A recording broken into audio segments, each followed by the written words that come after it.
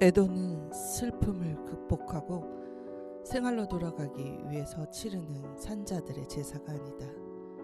진정한 애도는 죽은 자들의 침묵을 듣는 일, 그 딱딱한 침묵을 깨고 그들이 간직했을 소망들의 귀를 기울이는 일, 아니 그들의 침묵의 말을 수여해 주는 일이다. 침묵은 그들의 것이 아니라 우리들의 것이다. 애도는 산자들의 말이 아니라 죽은 자들의 말을 통해서만 비로소 환수될 수 있는 슬픔의 작업이다. 네, 지난 한 주를 어떻게 보내셨나요? 단원 FM에서는 세월호 참사 10주기를 맞이해서 관련한 여러 활동에 참여했습니다. 특별방송 주간으로 삼아 각 프로그램별 방송이 진행되기도 했고요. 저는 13일에 있었던 기억문화제와 16일 당일까지 이어지는 여러 프로그램들에 진행하는 데도 참여하기도 하고 관객으로 참여하기도 했습니다.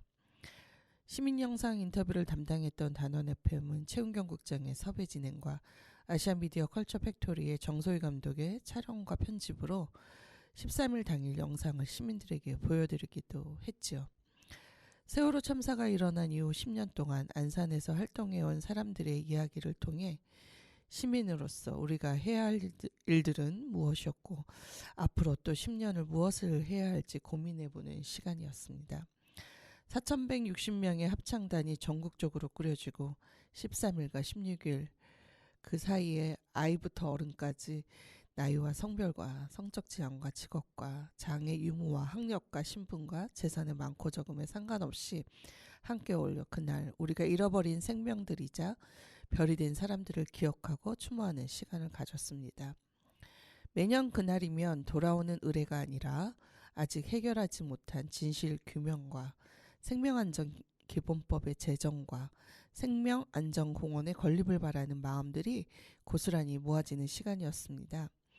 이 기간 동안 제주부터 안산에 이르기까지 지역 곳곳에서는 세월호 참사를 기억하고 추모하는 사람들의 추모제가 열렸습니다. 의례로 여기는 자들은 정치인들 뿐이라는 생각을 하게 됩니다. 정당을 불문하고 참석한 정치인들의 모습을 보며 정작 저들은 자신들이 입법자로서 해야 할 일을 미루거나 진실을 밝히는 데 게을렀던 자들은 아니었나 의심의 눈길을 거둘 수가 없었습니다. 나타나지 않은 대통령은 국민을 위한다고는 하지만 기억식에 모인 국민들은 왜 외면하고 계신가 의문이 들었습니다. 국민을 갈라치게 하는 정권의 태도에 분개하시는 가족협의회 운영위원장님의 말씀에 우리는 동료 시민으로서 무엇을 해야 하는지 다시 생각하는 시간이었습니다. 경기도지사의 추도문과 안산시장님의 추도문을 들으며 자신들이 한 말을 지키고 실천해 주기를 간절히 바라는 마음으로 바라보았습니다. 세월호 참사는 피해자들만이 겪는 고통이 아닙니다. 그것은 잊혀져야 하는 일이 아니라 이후에 벌어진 이태원 참사와 오송 참사에서 반복된 참사의 문제를 함께 해결하고 대책을 제대로 세워야 하고 재난의 피해자들을 지원하는 일을 함으로써 안전한 사회로 가는 대한민국을 만들어야 하는 일입니다. 그 길에 단원 FM 공동체 라디오는 공동체의 일원으로서 함께 하겠습니다. 첫 곡을 듣고 와서요. 지금 초대 손님을 모시려고 하는데요. 그 기억문화제 때 오셨던 가수들이 있습니다. 네, 그 가수들을 오늘 선곡해 보았어요. 그래서 첫 번째로는 김창완의 노란 리본을 듣고 와서 초대 손님과 이야기 본격적으로 시작해 보겠습니다.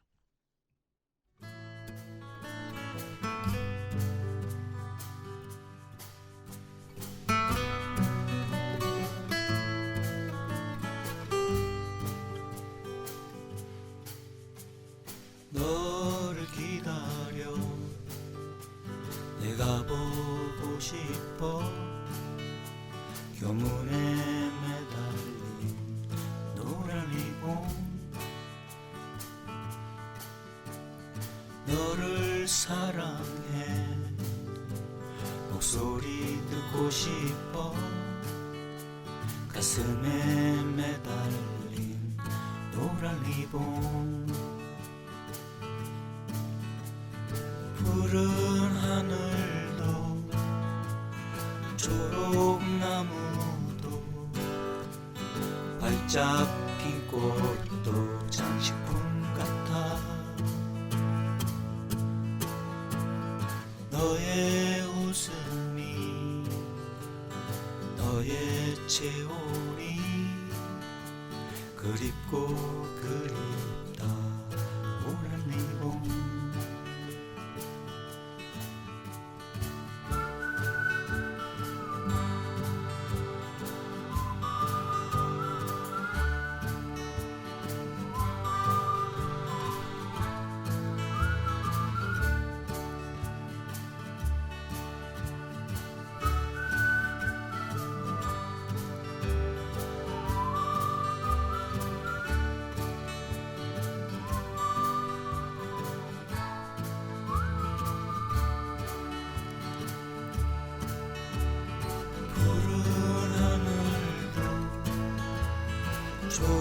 초록나무도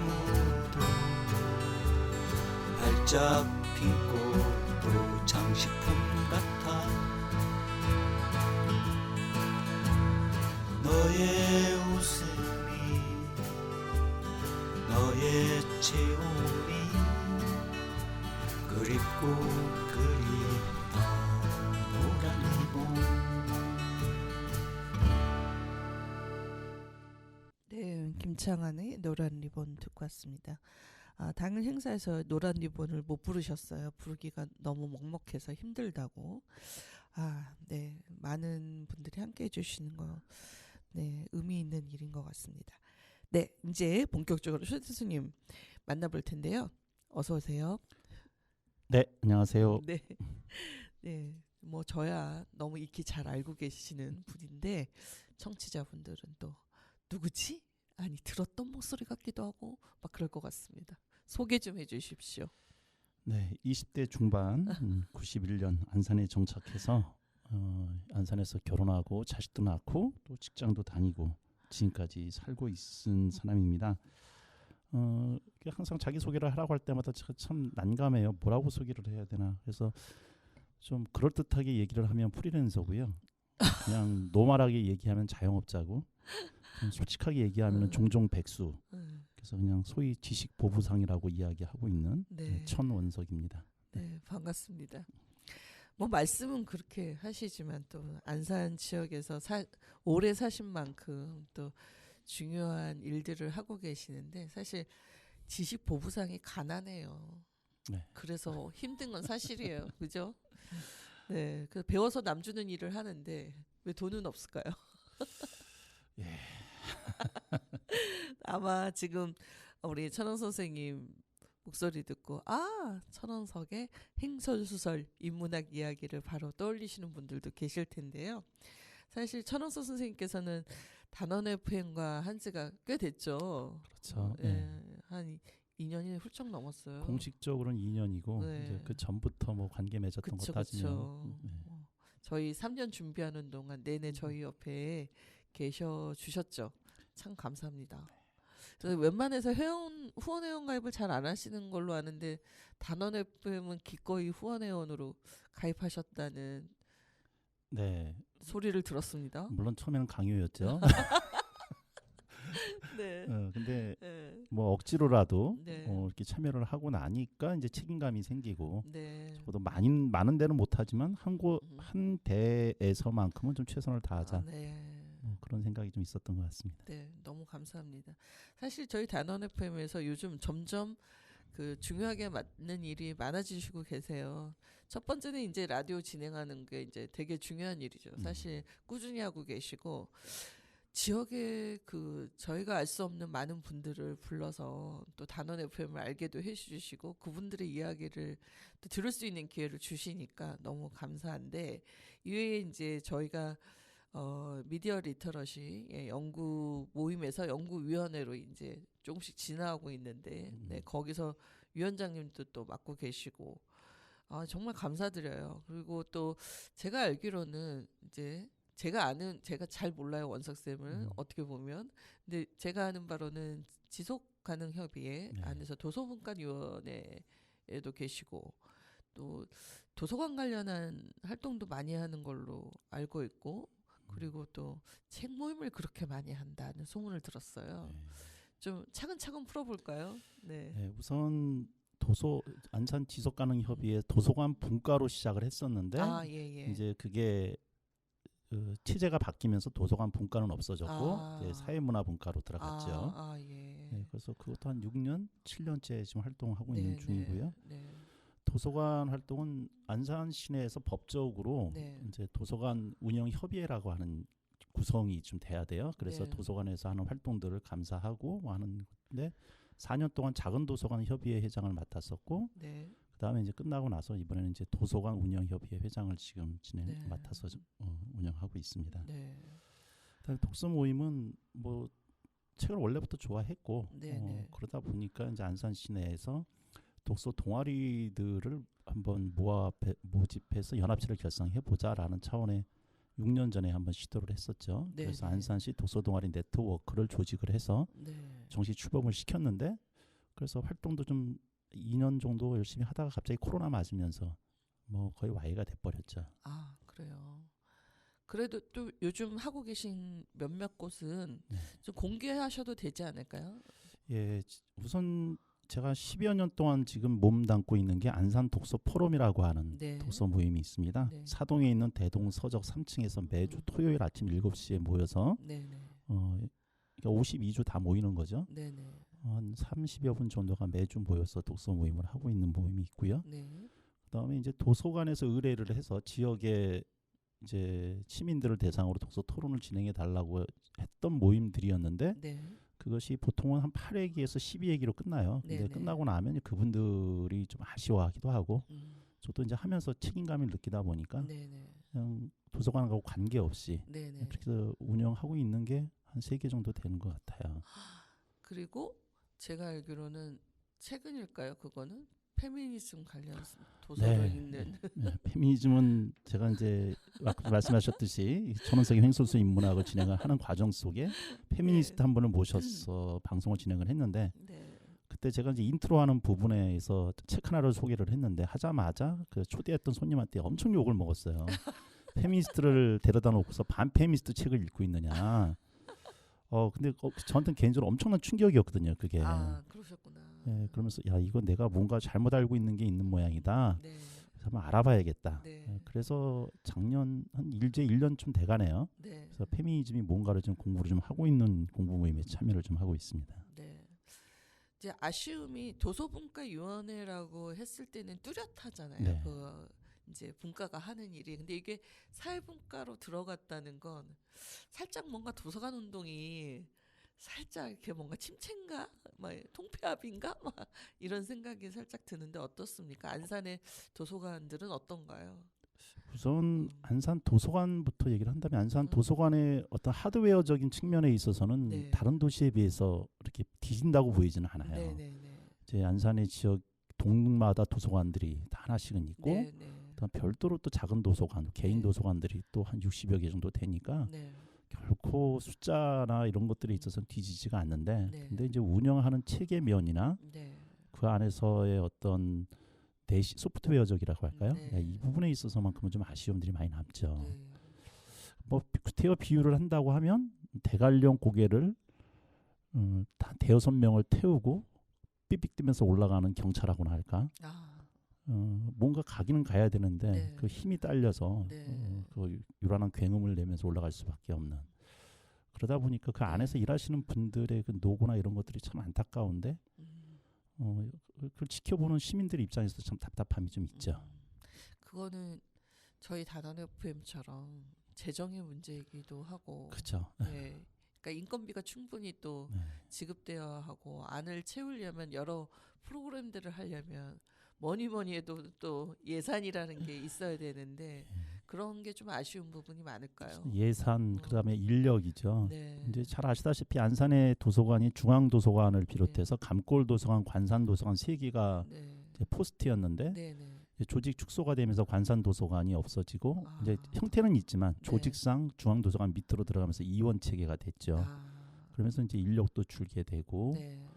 뭐 그런 상황에서 그 적은 인력들이 기존의 프로그램들을 진행을 해야 되는데 또 예산까지 줄어버리니까 네. 강좌도 많이 줄었고 물론 이게 이제 안산 도서관 문제가 아니라 전국적인 뭐 도서관 자금 문제라든가 이런 것들이 네. 다 줄어버리니까 그래도 한동안 작은 도서관 붐이 엄청 일어가지고 네. 전국 곳곳에서 이제 책 읽는 붐이 제가 느끼기에는 뭐 다른 분들은 네. 모르겠습니다. 좀 일어났다라고 생각을 했고 서울에 가보면 이제 막 구립도서관이 막 어마어마하게 이렇게 예쁘게 줘놓고 막 건축 디자이너가 막 설계를 하고 또 가서 강의를 해보면 좀 할 맛이 나거든요. 그리고 시민들하고도 접근성이 굉장히 뛰어나고 그런데 이제 도서관이 있는 게 이제 과거에는 저는 이제 책을 빌리는 곳 내지는 가서 뭐 책을 읽는 곳 근데 요즘은 이제 저희 집 앞에 중앙 도서관이 있는데 자리가 없대요. 네.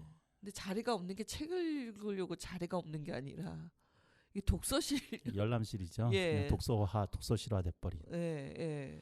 그런 건 너무 아쉬운 것 같고. 그러니까 가장 큰 문제가 이제 말씀하신 것처럼 책이라기보다는 공부하기 위한 특히 시험 공부하기 위한 장소가 이제 기본적인 역할을 하는 것 같고 네.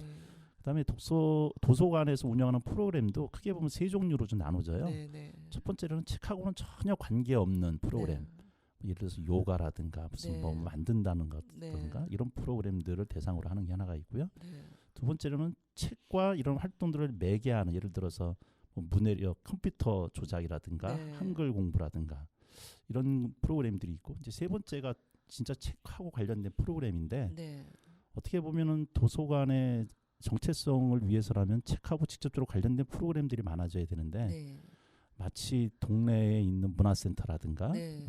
그다음에 뭐라 그러죠? 복지센터? 네. 네. 행정복지센터에서 그런 강좌가 많이 열리는데 네. 그런 강좌들이랑 겹쳐버리고 경쟁해야 하는 것처럼 느껴지는 그런 프로그램들이 더 주가 돼버리죠. 그러니까요. 근데 이제 도서관 담당자들한테 왜 이런 프로그램을 하느냐라고 물어보면 도서관 담당자 입장에서 어쨌든 많은 사람들이 도서관으로 와야 유인책으로서 어떤 그런 프로그램들이 네. 있어야만이 그래도 이용을 하지 않느냐.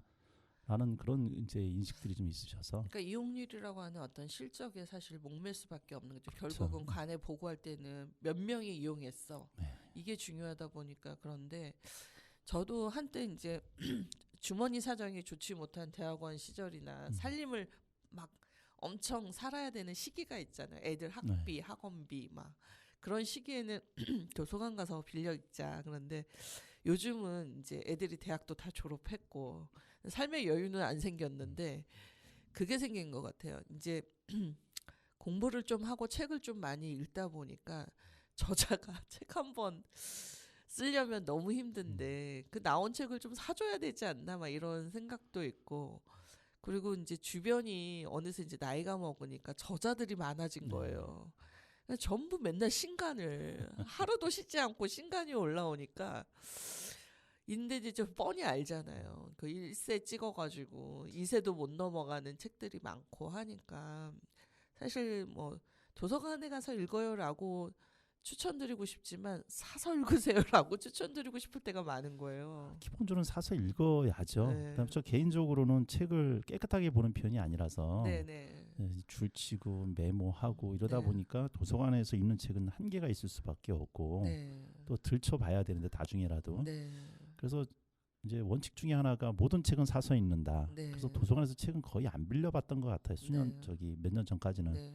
근데 문제는 그렇게 책을 사서 읽다 보니 뭐 다들 느끼는 거지만 이제 책을 보관할 장소가 없어져 버려요. 맞아요. 집에서 늘 타박받고 네. 그래서 태워라 막 이런 얘기 들으시는 분도 계시다고. 이제 뭐 누구든지 책을 좀 아끼고 사랑하시는 분들의 공통적인 경험이 책 사놓고서 어디다 뒀는지 모르고 찾지 못하고 또 사야 되고 네. 그리고 좋은 책이다 하고 사서 봤더니 이미 꽂혀 있고 맞아요. 네, 그런 과정들을 거치면서 도저히 감당이 안 돼서 네. 이제는 원칙을 좀 바꿔서 네. 이제는 내가 이렇게 모을 때가 아니다. 욕심을 좀 내려놓고 그래서 있는 책들 정리를 좀 계속 하고 있고요. 아, 예. 그다음에 이제 원칙을 세워서 내가 2번 이상 안 읽은 책이라면 네. 이제 사지 말아야겠다. 맞아요. 그렇게 원칙을 세우고 나니까 이제 요새 많이 줄었죠. 원칙을 세웠는데 지인들이 내면 어쩔 수 없어요. 어쩔 그건. 수 없이 사게 되더라고요. 그래서 그 사람을 응원한다는 네. 의미에서.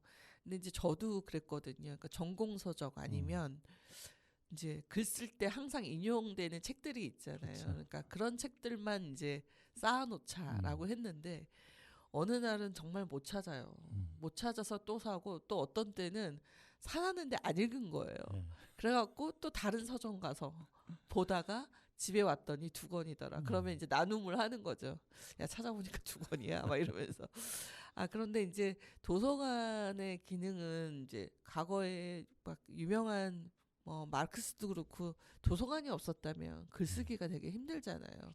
그리고 여전히 이제 뭐 국회 도서관이나 큰 뭐 도서관들은 이제 공부하는 아카데믹한 사람들에게는 자기가 직접 살 수 없는 원서를 볼 수 있는 기회라던가 희귀 자료를 본다던가 뭐 이런 건데 동네에서는 때로는 아쉬운 이제 그게 있죠. 네. 뭐 그러니까 우리가 이렇게 원하는 걸 리스트업해도 그게 이제 채워지지 않을 때가 있고 또 안산에서 제가 이제 이사 와서 느낀 게 이제 서울에서는 나가면 대형 서점들이 많으니까 책 구하기를 어렵다고 생각을 안 했는데 이제 처음에 오니까 막 주문을 해야 되고 그래야 이제 서점에도 들어와 있고 이러더라고요.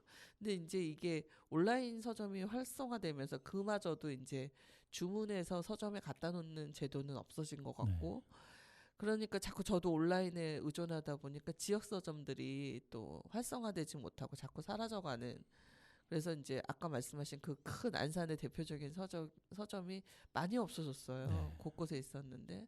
그래서 이제 그런 부분에서 서점도 위기고. 근데 도서관으로서의 기능은 그럼 무엇이어야 되는가 뭐 이런 생각을 할 때 우리가 너무 입시 위주의 이제 어떤 학업이나 아니면 뭐 자격증을 딴다던가 뭐 공무원 시험을 본다든가 국가고시를 본다던가 했을 때 집에서 집중 안 되는 분들이 나와서 도서관이 아닌 독서실로 이용하고 있는 거는 좀 아쉬운 부분이 있는데 그분들에겐 또 그것이 또 자기들의 어떤 뭐 지역사회 안에서 복지를 누리는 거라고 생각한다면 또 뭐 그것도 우리가 뭐 탓할 수는 없는 거잖아요. 그러니까 그게 나쁘다고 볼 수는 없고 뭐 어떻게 보면 당연하죠. 네. 그런 공간도 이용을 해줘야도 되기도 하고. 근데 그 전에 제가 개인적으로 이제 느낌은 독서를 어떻게 생각하느냐라고 하는 부분이 우리한테 이원화돼 있다는 생각이 들어요. 네. 그러니까 이제 우리가 흔히 그런 얘기를 많이 하거든요. 책 좀 읽어라 그러면 야 나 공부하느라 독서할 시간이 없어. 그다음에 또 부모님들은 애들한테 야 독서는 대학 가서 시간 날 때 하고 학생 때는 공부해야 돼 이런 얘기를 많이 하세요. 근데 그 이야기는 공부하느라 독서할 시간이 없다는 얘기는 공부와 독서를 따로 생각한다는 거거든요. 실제로 교육학 사전이나 이제 독서 교육 사전 이런 걸 보면 교과서 이외의 책을 읽는 행위라고 규정이 아예 내려져 있어요. 그렇게 그런 이야기 자체가 독서와 공부는 별개의 행위다. 그러니까 실제 독서라는 자체는 책을 읽는 행위를 그냥 아주 노멀하게 얘기를 하면 그런 건데 교과서를 읽는 거는 독서가 아니다. 그럼 교과서는 책이 아니다라고 하는 형용무순이 생겨버리거든요. 맞아요. 그런 상황 속에서 우리한테 있어서 독서는 결국은 시간 날 때 해야 되는 어떤 그런 취미의 행위로 이제 한정이 돼버리는 입장에서 지금처럼 각자 생존을 위해서 열심히 살아야 되는 사람들한테 독서라고 하는 것은 어떻게 보면 사치가 될 수도 있는 그런 현상이 돼버린 거죠. 근데 확실히 이제 이게 집안의 분위기와도 되게 연결되어 있는데 이제 책을 많이 읽고 이제 그 사실 뭐 우리가 국어책을 봐도 다 좀 이제 너무 저희 어릴 때는 너무 유명한 사람 거 한 단편으로 올려진 거 그냥 시험 보기에서 들들들들 외우고 막 시험 봤던 입장에서는 책 재미를 알기가 어려운데 저는 그래도 고등학교 때 작은 도서관에 불과한 도서관이었지만 정말 열심히 들락거렸거든요. 왜냐면 공부를 잘 안 했어요. 다행히도 그때는 독재 정권 시대인데 그 과외가 없었어요. 그런 시기가 있었죠. 강제로 금지해 놓으니까 다 같이 뭐 그냥 편준 하향 됐을지 모르겠지만 있는 자들이 몰래 가야 했지만 그 당시에 막 그때도 그랬거든요. 뭐 4시간 자면 뭐 대학을 붙고 뭐 5시간은 그렇죠. 뭐 떨어지는 뭐 이런 얘기 있었지만 그래도 이렇게까지 삶의 여유가 없진 않았던 것 같은데 지금은 오히려 경제적 여유가 부모들이 있든 없든 학원을 보내는 걸 기본값으로 이제 하다 보니까 학교 도서관에서 뭔가를 이렇게 읽고 여유를 부리기가 학생들에게는 점점 없어지는데 이게 갈리잖아요. 대안학교 보내는 부모들이나 뭔가 그래도 독서가 중요하다라는 것을 잘 알고 있는 부모 밑에서 어려서부터 책 읽는 습관 속에서 커온 친구들하고 그게 아니라 이제 막 입시 위주의 책만 읽는 이 사이에서 뭔가 이렇게 깊이 들어가는 것보다 자기계발서에 더 그 꽂히는 분들이 많은 것 같아요. 저도 최근에 저희 아들이 그렇게 자기계발서를 들고 와서 얘기할 줄은 정말 몰랐거든요.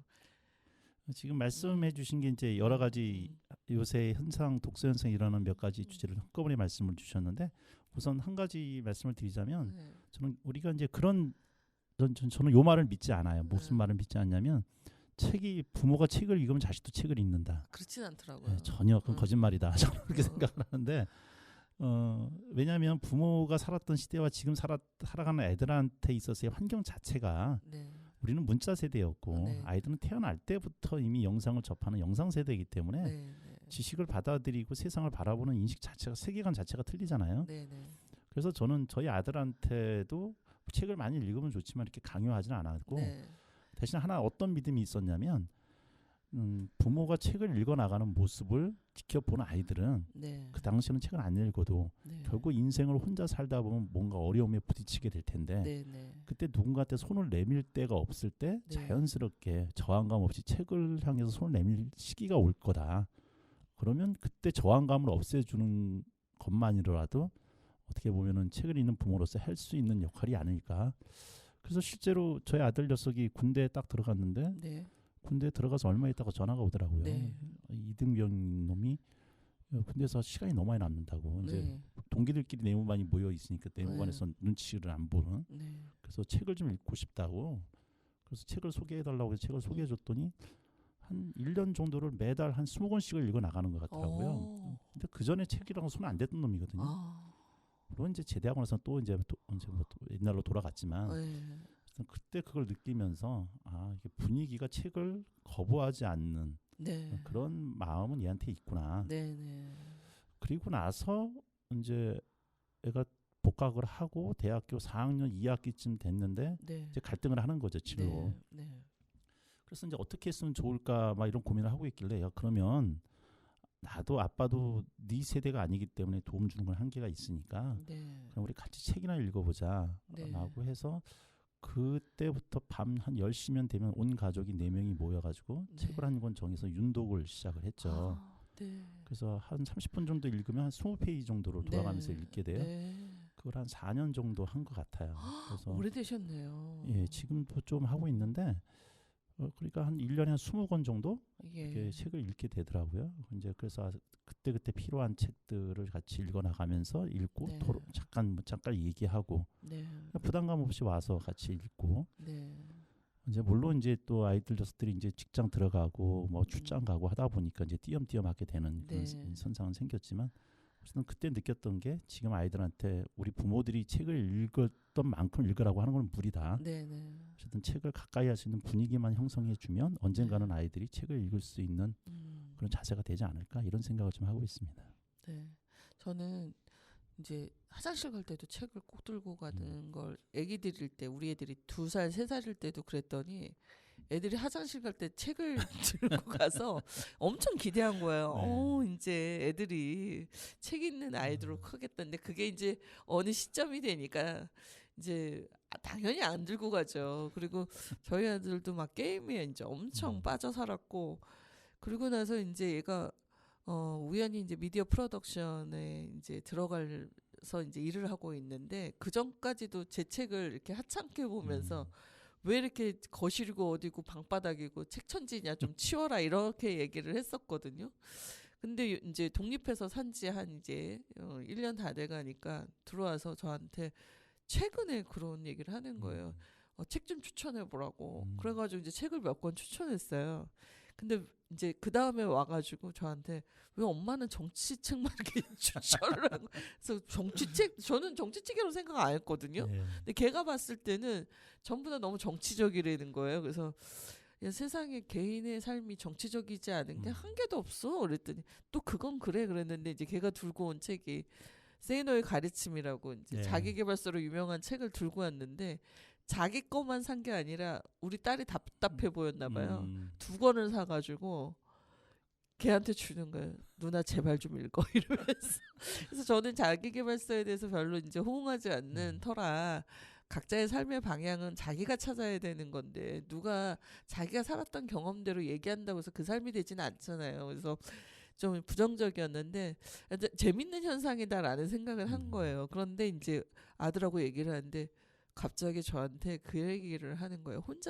같이 살 때는 몰랐고 같이 살 때는 뭐 집에서 하는 일이 있고 직장에서 하는 일이 있고 뭐 아니면 밖에 나가서 친구 만나고 하면 시간이 어떻게 가는지 몰라갖고 몰랐는데 혼자 있으니까 이게 친구들하고도 떨어져 있잖아요. 지역적으로. 그러니까 시간이 이제 남게 됐고 그래서 이제 자기 생각을 하게 됐는데 지적인 대화를 나눌 사람이 없다는 생각이 들었다는 거예요.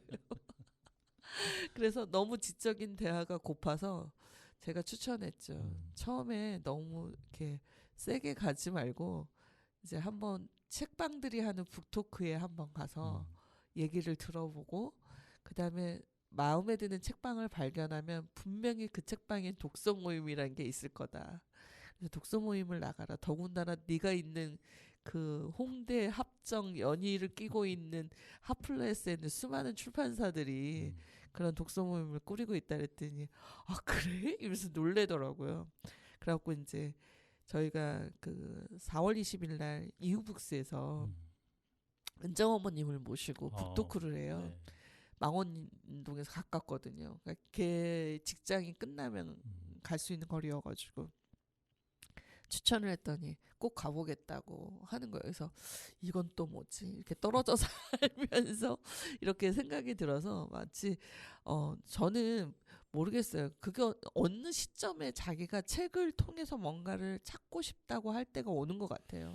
저는 그게 책이라고 하는 것이 좋아서라기보다도 이제 부모를 떠나게 되면 그 전까지는 부모가 다 결정을 해주는 입장이 있잖아요.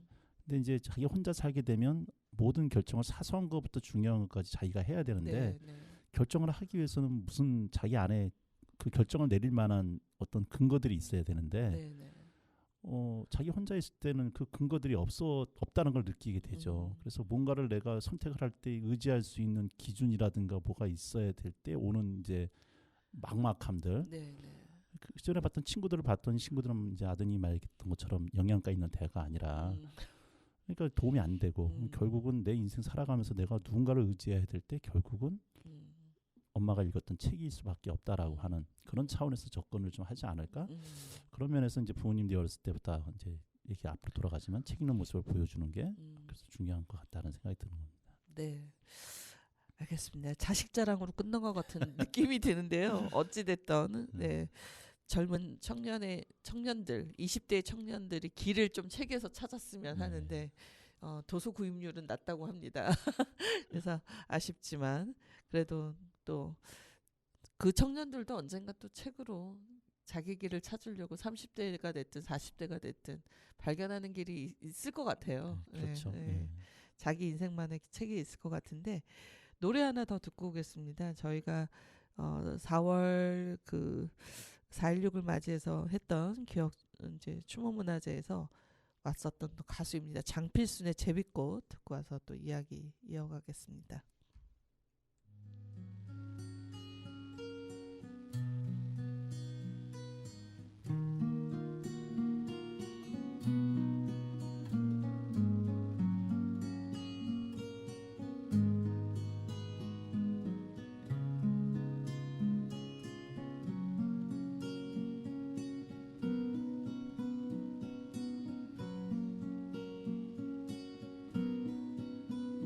내가 처음 너를 만났을 땐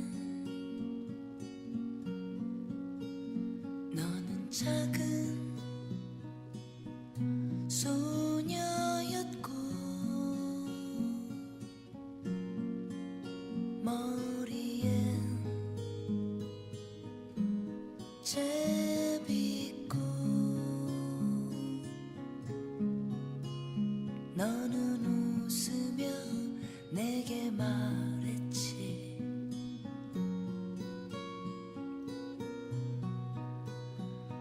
아주 멀리 새처럼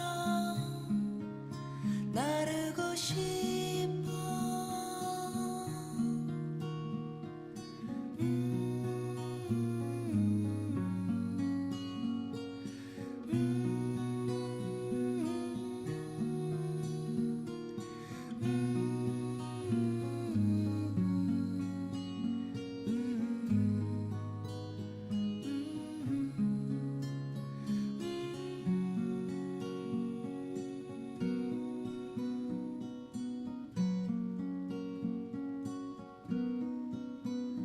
내가 다시 너를 만났을 땐 너는 많이 야위었고 이마엔 땀방울. 너는 웃으며 내게 말했지.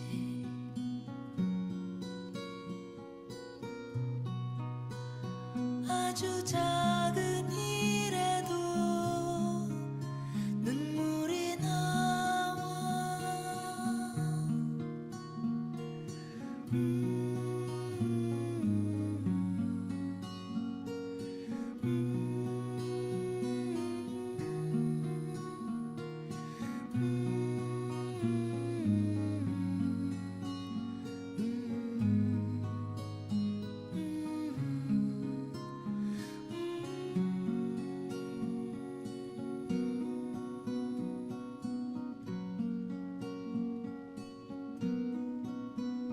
내가 마지막 너를 보았을 땐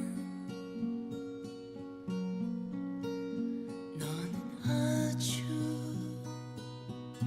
평화롭고 산 너머 먼 눈길. 너는 웃으며 내게 말했지.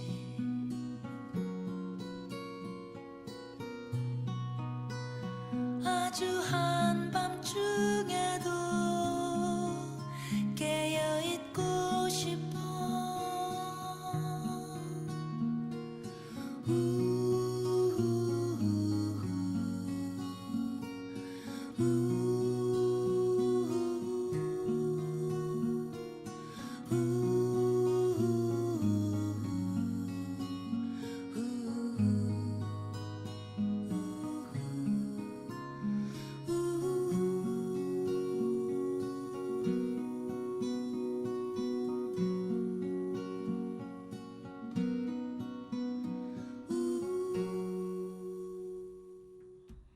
네, 장필순의 제비꽃 듣고 왔습니다. 아니 대학에서 강의도 이제 하시고 시민대상 강의도 하시지만 이제 전공이 국문학이시다 보니까 특히 이런 얘기 많이 들으실 것 같아요. 인문학이라는 얘기는 뭐 진작에 나왔지만 제가 최근에 이제 대학에 특강하러 갔더니 사회학인데 인문학하고 이제 사회학이 이제 이렇게 좀 같이 갈 때가 있잖아요. 근데 물어봤더니 거의 뭐 전공을 우리는 미리 선택해서 갔는데 이제 자율 전공제도 있지만 아예 전공의 어떤 그 인문학, 그러니까 인문과학, 사회과학 뭐 이렇게 나눠져 있는 거를 아예 없애고 이과가 됐든 뭐가 됐든 이렇게 한 다음에 대학을 들어온 뒤에 결정하게 하는 거를 뭐 고민하고 있다 대학들이. 그래서 통폐합의 위기가 많다 그리고 뭐 오히려 어문계열들이 지금 위기다 막 이런 얘기들을 하시더라고요. 국문학은 어떻습니까? 뭐 가장 기본 이제 말씀하셨던 인문학의 위기 뭐 이런 것들은 뭐 얘기 나온 지가 오래됐죠. 그렇죠. 그중에 천병이 국문학이죠. 아 그럴까요? 국문학 국어인데 세상에나. 그러니까 이제 착각하는 것 중에 하나가 국어는 자연스럽게 특별히 공부 안 해도 된다라고 생각하는 이제 그런 부모님들 또 일반적인 인식이 있으니까요. 더 중요한 거는 이제 인식정에 이거 나와서 뭐 해 먹고 사냐라고 하는 인식이 가장 크니까. 그러니까요. 모든 게 경제 논리로 지금 네. 대학들이 그렇게 하니까. 특히 이제 R&D 예산 줄면서 음, 학교에 들어가는 교육비가 또 줄었죠. 네. 이제 줄고 나니까 그럼 학교에서 어쨌든 기존에 이제 끌고 나가야 되는 어떤 핵심 역량들이 있는데 네. 거기다가 자원을 또 부족한 자원을 집중할 수밖에 없고 네. 그러면 상대적으로 이제 인문학 쪽이라든가 네. 뭐 이런 기초 쪽에 들어가는 돈들은 더 줄 수밖에 없으니까 뭐 연쇄 도미노 현상이 일어날 수밖에 없죠. 네. 그래서 뭐 하여튼 예전에는 그 누가 저한테 그 얘기를 하더라고요. 이제 같은 나이 또래인데 자기는 왜 영문학을 안 하고 딴 걸 해가지고 쓸모가 없다 막 이렇게 얘기를 하는 거예요. 어문교육을 했는데. 그래서 왜 그런 얘기를 해 했더니 아니 좀 그때 머리 좀 썼어야 되는데 과를 선택할 때 잘못했어 막 이러는데 그게 이제 뭐 중어 중문이라든지 뭐 일본어는 또 그나마 계속 뭔가 해외 진출에 뭐가 있으니까 또 베트남도 이제 신흥 떠오르는 이제 나라기도 하고 뭐 이러면 모르는데 오히려 이제 도고동문 뭐 이런 과들이 이제 프랑스어는 배워서 뭐하게 막 이런 그 분위기가 있나 봐요. 제가 그건 30년 전에 이제 전공이 제가 도고동문이에요. 아 그랬어요? 그때 전공이. 아 네, 그때도 전국에 있는 전공 그러니까 모든 학과 중에 가장 네. 취업률이 낮은 학과가 도고동문학과였어요. 그래요? 저희는 인류학으로 알고 있는데 전 인류학 그래서 서로 취직이 안 되는 경쟁을 하는. 네, 꼴찌 취업률 꼴찌. 그래서 인류학 보고 취업하라니 이게 뭔 얘긴지. 그러니까 이제 그때 어학을 하면서 취업 얘기하는 거는 결국은 어학도 하나의 도구화로 그쵸, 생각을 하는 그쵸, 거죠. 그쵸, 근데 어학은 도구가 아니라 물론 도구는 도구지만 취업의 도구가 아니라 그쵸. 그 세계 우리가 알지 못하는 세계를 더 확장시킬 수 있는 좋은 인식의 도구인데 그걸 네. 취업의 도구로 네. 생각을 하니까 이제 그렇게 좀 문제가 되지 않았나 싶기도 하고요. 그러니까요. 근데 저는 이제 대학에서 항상 느꼈던 게 이제 대학원을 가기 전까지는 저도 취업으로서의 대학을 생각하며 살았던 거예요. 더군다나 과도 경영학 전공자여서 저는 많이 써먹었거든요. 저희 남편이랑 사업하면서. 그래 내가 경영했으니까 이런 거 알아듣지 막 이러면서 회계도 그때 상법, 회계, 무역영어 뭐 이런 거 좀 잘 써먹었거든요. 그래서 막 뿌듯한 거예요. 내가 전공을 써먹을 수 있구나 이랬는데 이제 어느 시점에 여성학 책 하나 들어 올려서 성애사학을 읽은 것이 제 인생의 그러니까 앞에 30살까지의 그 인생과 그 책을 집어든 30살 이후의 삶은 완전히 달라졌거든요. 근데 그 석사 과정을 가고 석사를 가기 위해서 5년을 공부하고 석사 가고 그다음에 박사를 안 하려고 그랬는데 주변에서 떠밀어가지고 그래도 해야 된다. 석사 나부랭이다. 뭐 그래도 박사는 나와야 어디 가서 뭐 연구라도 혼자 한다. 뭐 이래서 사실 활동가와 이 공부 사이에서 되게 힘들었어요. 그러니까 해야 되는 일이 너무 많아서. 근데 대학에 들어가서 보니까 정말 대학원을 학문을 목적으로 온 건지 뭐 때문에 왔을까 의심스러운 친구들이 많더라고요. 근데 그것이 그 사람들의 잘못이 아니라 대학의 문제인 거예요. 그러니까 이게 인문학이라는 게 또는 인류학이라는 거는 되게 근본적인 학문이잖아요. 어떻게 하면 철학이 생각의 깊이를 파고 들어간 다음에 인류학은 일상을 파고 들어가서 우리가 얼마나 다른 사람이고 얼마나 다른 스토리를 가진 사람들인데 이 세계에 존재한다를 알게 하는 학문인데도 불구하고 뭔가 그것이 이제 취업하고 연관 안 됐을 때 이렇게 평가받는 방법이라든지 그래서 인류학하고 국제문화대학이 이렇게 있으면 그 안에 인류학하고 뭐하고 무슨 과하고 컨텐츠과인가 다 합해서 뭐 해도 된다 뭐 이런 식으로 얘기를 해서 근본이 다른 얘기를 이렇게 막 무조건 합치면 된다라고 생각하는 발상들이 누구에게서 나오는 머리일까 막 생각하니까 좀 답답하더라고요. 그러면서 그러니까 대학이 진짜 학문의 길은 잃어버린 것 같다라는 생각이 들어서 그런 굳이 대학이 근데 어차피 회사에 취업하면 회사마다 배우는 게 또 다르거든요. 실무에서. 그러면 영어 잘하는 영어 회화 실력 그다음에 뭐 토익 점수만 가지고 할 거면 대학이 왜 필요해요? 4년대 그거만 하면 되지. 그러니까 이제 우리나라 학문 뭐 전체적인 풍토가 뭐 각박한 세상도 있고 좀 얇아진다는 느낌도 분명히 좀 있고요. 저는 이제 제가 타이틀도 뭐 행설수나 인문학이라고 달고는 있지만 과연 네. 인문학이라는 게 뭐냐. 그리고 이제 학교에서는 인문학이 없어지고 있는 추세인데 거꾸로 CEO들 중심으로 해서 한때 또 인문학이 또 붐이었잖아요. 그쵸, 그리고 그쵸. 그 붐은 아직도 사라지고 있지는 않은 것 같아요. 그렇군요. 그리고 인문학하면 뭔가 있어 보이고 뭐 네. 이렇게 느낌이 오는데 인문학이라는 게 크게 얘기하면 문사철이란 말이에요. 네. 그런데 문사철이라는 또 가만히 보면 문학이라고 하는 것은 사람이 살아가는 삶의 모습을 끄집어낸 거고 네. 그런 사람의 살아가는 삶의 양식이 쌓여진 게 역사고 그 쌓여진 역사 속에서 사람들이 생각했던 것들을 문자화시킨 게 철학인데 네. 한마디로 인간들이 살아가는 삶의 모습의 총칭이 인문학이니까 그렇게 네. 거창할 필요가 없고 네. 거창해서도 안 되는 것이 인문학이라고 생각을 해요. 네. 근데 우리는 그런 것들을 너무 이제 위기화시키고 거기다 무게를 잔뜩 들이고 네. 뭐 그런 게 문제가 아닐까 이런 생각도 좀 들고요. 한때 도서관이나 이런 쪽에서 인문학 강의할 때 제가 가장 큰 아쉬움이 뭐였냐면 네.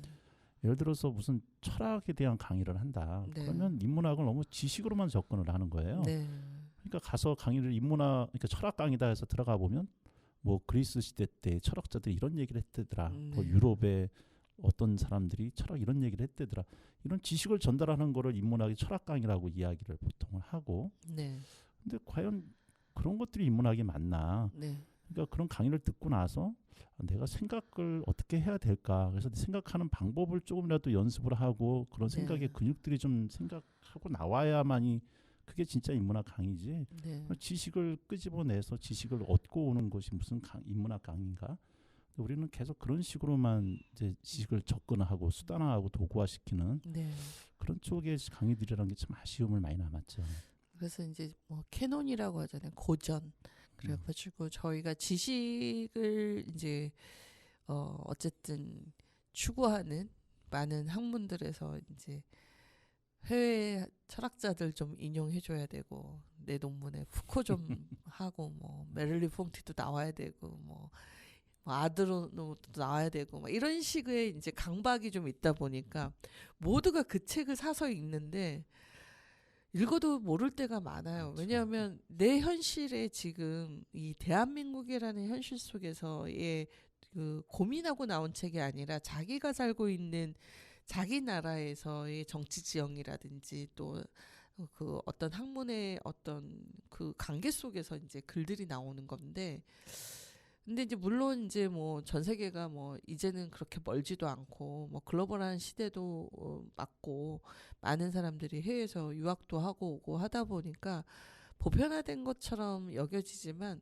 이게 감정의 괴리가 읽을 때 좀 생기는 건 어쩔 수가 없다라는 생각을 많이 하게 되고 그리고 왜 아카데미파는 그 유명한 소위 앞서 연구한 자들을 그 참고 문헌을 인용해야만 내 논리에 근거가 생기는 걸까에 대한 고민을 참 이렇게 했었던 것 같아요. 근데 오히려 이제 혼자 공부 있잖아요. 그러니까 이제 스스로 하는 공부를 하면서 이제 발견한 그 지식사회 안에 아카데미판에 그다지 들어가지 않은 또는 들어갔더라도 약간 아웃사이더 같은 사람들이 쓴 글들을 읽어보니까 아 내가 제대로 읽지 않아서 내 것으로 소화하지 못했다라는 생각도 많이 드는 거예요. 뭐 고병건 같은 저자를 전 너무 좋아하는데 뭐 니체를 읽기 위해서 얼마나 많이 이 사람이 읽었나를 한 줄 한 줄 보면 너무 그게 이제 와닿는 거죠. 그러면서 그것이 이 한국의 독자들에게 이해되도록 자기의 관점에서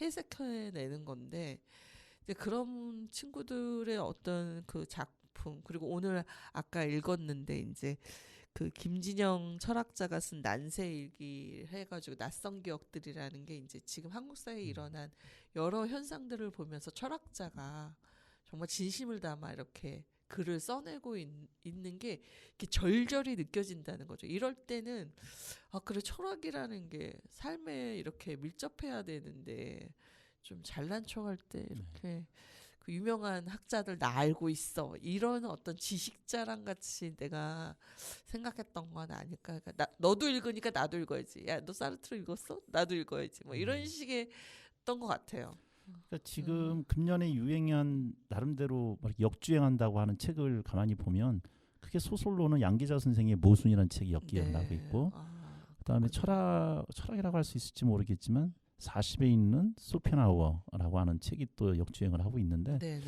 어느 날 보니까 막 그걸 읽었다는 사람들이 인스타그램이라든가 막 올라오더라고요. 네. 이 책이 왜 지금 유행을 하지? 네. 봤더니 그 TV 프로그램에서 어떤 유명 배우가 나 이 책 읽고 있어. 이 한마디 때문에 이제 유행을 네. 하는. 그 정도로 우리나라에 있어서 이 독서 흐름이라든가 이런 것들이 한편으로는 좀 부박하다. 너무 얇다라는 생각이 들면서도 그게 또 나름대로 이제 그 말씀하셨던 것처럼 지식 사대주의일 수도 있고요. 네. 한편으로는 그 지식 사대주의라고 하는 것도 동양보다는 서양 쪽에 또 많이 치중이 좀 돼 있죠. 네. 그게 우리나라 예전에 한번 그런 고민을 한번 한 적이 있었어요. 이제 학교에서 문학 이론을 배우는데 문학 이론이 40년, 50년, 심지어는 100년 전에 서양 사람들이 썼던 문학 이론을 가지고서 지금 적용을 그걸 가지고서 지금 네. 작품을 분석을 하고 네. 그래서 왜 우리나라 사람들이 쓴 문학 이론은 없는 걸까? 그래서 그거에 대해서 고민하다가 어느 날 교수랑 얘기하면서 한번 물어봤더니 교수님 하는 얘기가 우리나라가 이데올로기 진영상 네. 한때 월북 작가들에 대해서 작품을 다루는 것만으로도 끌려가던 시절이 있었다. 그렇죠, 그렇죠. 그러니까 실제 연구해야 될 에너지가 그런 쪽의 에너지로 사용되다 보니 네. 우리 자체적인 이론을 공부할 수 있는 여건이 안 됐다. 네. 그래서 특히 문학 이론에 한정시켜서 얘기한다면 외국 이론을 배워볼 수밖에 없는 뭐 그런 시대적인 아픔들이 있다.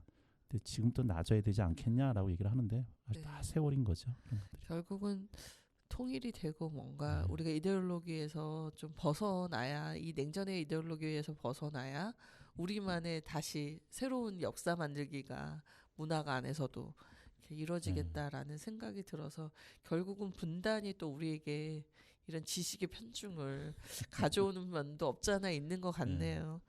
네. 어떻게 하다 보니까 이제 시간이 훌쩍 지났습니다. 그래서 단원 FM에서 이제 우리 미디어 리터러시를 연구하고 시민 강좌를 준비 중이잖아요. 위원장님 입장에서 홍보 좀 해주세요. 제가 얘기하는 것보다. 네. 예. 집안의 영광입니다. 무슨 장까지 맡게 되고 제가. 예, 네. 미디어 리터러시는 크게 두 가지죠. 미디어와 리터러시. 네. 뭐 리터러시는 문해력이라고 이제 우리 보통 해석을 하는데 뭐 문해력이라는 말 한참 화두가 돼 있죠. 지금 아이들이 책을 읽어도 도대체 무슨 말인지 모르고 네. 또 성인 문해력이 세계에서 최고 꼴찌다. 네. 근데 미디어라고 하는 것은 이제 우리 아이들이 태어날 때부터 디폴트 값으로 가지고 나오는. 네. 그래서 그냥 일반적으로 이야기할 때의 대화가 아니라 미디어를 통해서 전파되는 내용들은 그만큼 파괴력이 있고 네. 그리고 우리는 결국 세상을 언어로 이해할 수밖에 없는데 네. 그때의 언어들은 어떻게 보면 기득권자들의 언어일 수밖에 없는데 그래서 기득권자의 언어로 얘기되는 거기 자꾸만 노출되다 보면 우리의 세계관 자체도 세상을 그렇게 볼 수밖에 없는 상황 속에서 그런 언어가 가지고 미디어를 통해서 나오는 그런 언어들이 어떻게 펼쳐지는가를 한번 객관적으로 살펴보고 네. 그래서 우리가 적절한 언어 그 언어를 통해서 형성된 세계관이 무엇인가를 네. 한번 파악해보는 그런 연구를 통해서 단원 FM에서 한번 세상을 조금이라도 바꿔보고 싶은 네.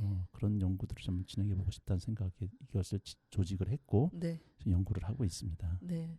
그래서 단원 FM에서는 지금 자군 연구 사업으로 네. 또 하나 공동체성에 대해서 미디어를 통한 공동체성 과연 실현 가능한지 또 저희 내부를 살펴보는 연구를 진행하고 있고요. 그리고 이제 시민 강좌로는 이제 조만간 안산시 성평등기금 지원으로 열릴 대중 강연이 지금 준비되어 있죠. 그래서 강사님들은 섭외가 끝났습니다. 그래서 조만간 저희가 이제 안산 지역에서 또 하실 만한 분들 그리고 외부에서 모실 만한 분들을 또 리스트를 저희가 좀 촘촘하게 짜서 여러분들에게 다가갈 예정이고요. 또 지역사회에도 우리가 별망초 들어가서 이제 초등학생들과 함께 미디어 리터러시를 할 예정입니다. 어떻게 보면 사실 안산에서 미디어 운동이 좀 마을 미디어를 기반으로 해서 좀 성장했더라면 하는 아쉬움이 계속 있어서 똑같은 얘기를 여러 군데서 하고 있는데 그게 없다 보니까 이제 단원 FM이 할 일이 너무 많은 네. 거죠. 그래서 기초를 닦는 그 일에 또 연구위원장님으로 함께 해주셔서 너무 감사합니다. 네, 방송을 들으신 분들 중에 같이 하실 수 있는 분들이 같이 또 합류해 주시면 좀 감사하겠다는 생각이 좀 네. 듭니다. 저희가 청취자위원도 모시려고 하고 있으니까 네, 또 같이 이 대중 강연을 함께 또 들을 수 있는 무료 제공이죠. 네, 저희가 모집하고 있으니까 단원 FM 함께 해주시면 공부만 좋겠습니다. 하는 건 아니고요. 술도 많이 먹고요. 네. 잘 노는 모임이니까. 네, 알겠습니다. 안산에 인재가 많은데 저희가 이제 발견하는 일이 참 쉽지가 않아서 네. 그런데 그나마 단원 FM이 초대 손님이라는 명목으로 여러 분들을 이렇게 모시다 보니까 저희가 보석 같은 분들을 안산에서 많이 만나는 것 같습니다. 아마 그 천원 선생님이 진행하시는 행설수설 인문학 잘 들어보시면 이런 분들이 안산에 살고 계셨네 하실 거예요. 네, 저도 많이 놀라고 있습니다. 그러니까요. 이런 분들이 안산 구석구석에 숨어 계시구나. 네, 그래서 그게 미디어의 힘이지 않을까 또 싶어서 너무 좋은 것 같고요. 마지막으로 한마디 해주시면 이제 노래 듣고 끝내도록 하겠습니다. 네. 네. 무슨 말씀을 갑자기 들어오시니까. 네. 그래도 네. 네. 우선 단원 FM이 맡겨져 있는 시대적 사명이 있다는 생각이 들어요. 그렇군요. 네, 남들이 인정하고 인정하지 않건 네. 조금 하나의 조그마한 변화라도 이루어내기 위한 그런 몸부림들이 단원 FM에서 이루어지고 있다는 걸 좀 기억을 해주시고 꼭 좀 뭐 물질로든 아니면 인력으로든 또 참여를 해주셔서 도와주시면 감사하겠다. 네. 그리고 그것이 결코 내 시간만 버리는 게 아니라 정말 얻어가시는 것들이 많을 거다. 이 세상을 혼자 살아가는 것이 아니라 정말 우리 연결되어 있다는 걸 느낄 수 있는 그런 단체라고 하는 것도 기억해 주셨으면 좋겠고요. 더불어서 오늘 책 얘기를 좀 했는데 꼭 책은 동네 서점에서 사셨으면 좋겠다. 동네 서점에서 인터넷과 똑같은 10%에 5% 정리까지 해주는 프로그램이 있다라는 거 네. 알아주셨으면 좋겠다. 네. 예. 알겠습니다. 감사합니다. 처음 듣습니다. 사실 익히 자주 뵈어서 아는 것 같지만 오늘 이야기 모두 처음 듣는 이야기들이 많아서 저는 오늘 또 많은 걸 배우고 가고요. 네, 나와주셔서 너무 감사합니다. 네. 네, 감사합니다. 좋은 말씀 기억하면서요. 마지막 곡으로 강산의 거꾸로 강을 거슬러 오르는 저 힘찬 연어들처럼을 들으며 물러갈까 합니다. 저희 2주의 안산은 매주 금요일 오전 10시에 만날 수가 있고요. 진행의 정혜실이었고 초대 손님의 천원석 선생님이었습니다.